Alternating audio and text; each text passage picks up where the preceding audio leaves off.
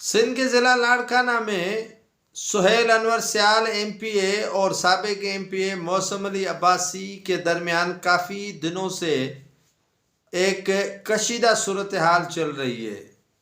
سہیل انور سیال نے ان کے بنگلے پر حملے کا مقدمہ درج کروایا۔ مقدمہ درج ہو گیا اور انسداد دہشت گردی کے دفعات اس میں شامل کرائے گئے۔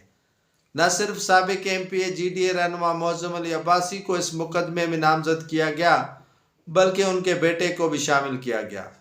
معاملہ بڑھتا گیا اور بالآخر سہیل انور سیال نے کہا کہ میرے پاس معظم عباسی معذرت اور معافی کے لیے آئے تو میں انہیں چھوڑ سکتا ہوں۔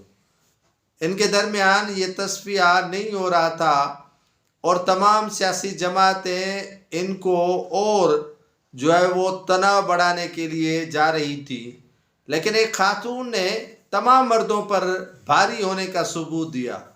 قوم پرست رہنما اور سیاسی سماجی شخصیت نایاب سرکش سندھو گئی سہیل انور سیال کے بنگلے پر قرآن پاک اور مردوں کو لے کر۔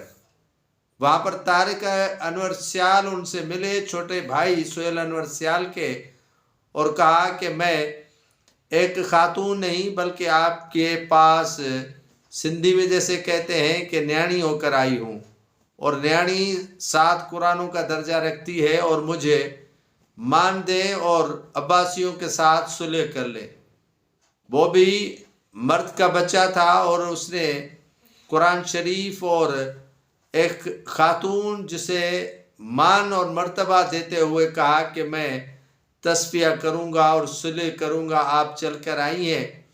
تو یہ کام وہاں کے جے یو آئی ہو، جی ڈی اے ہو، پیپلز پارٹی ہو، دیگر سیاسی سماجی شخصیات ہوں، لاڑکانہ اتحاد ہو، جتنی بھی صحافتی تنظیمیں ہوں، یہ کام ان کا تھا۔ یہ کام وہ کرتے تو بہتر ہوتا، لیکن ایک خاتون جس نے یہ کام کر کے تمام مردوں پر بھاری ہونے کا ثبوت دیا، اور سیالوں نے بھی ان کو مان اور مرتبہ دیا کہ ہم صلح کے لیے، تصفیے کے لیے راضی ہیں۔ اس طرح سندھ کی یہ روایات ہوتی ہے کہ جب 2 برادریوں کے درمیان چپکلش یا ناراضگی ہوں تو ان کے درمیان صلح کرنے کے لیے پہل کی جاتی ہے، اور پہل وہ نایاب سرکش سندھو نے کر کے مردوں سے زیادہ مرد ہونے کا ثبوت دے دیا۔